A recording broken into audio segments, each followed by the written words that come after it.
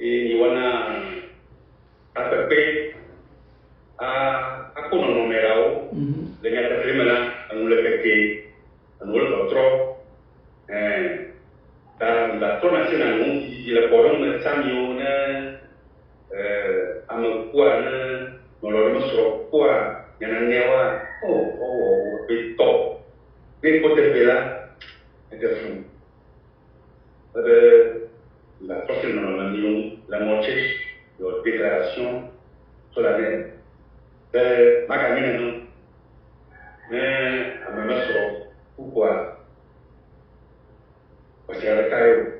à mon nom qui fait visiter tirac au pôle même il a le pas là quoi pour garder au pôle pratique les phases de là il faut que n'ayez si vous voulez bien à tout monde à si même là il yo d'après d'après ñay blole la te du ko tro yo ma glima lo oma godo to mala yo do braye ni yo odo dalama te ne ma se mala ne do na trola imeni de ko mutala ni do la troyi nyama joto pe alo awe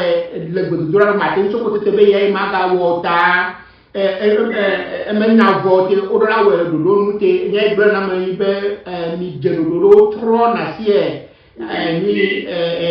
na sie ahunene e gombe ne kapla amere megalio yasia menye togoto me plo me cho kuko ba ya ba dite wati kere foto alula te yolela enyo be na ma vate kaka wasa wo msialu vola ena ka tentro joyi ge ke mo to te nyawela akodojulo nyawela du ko table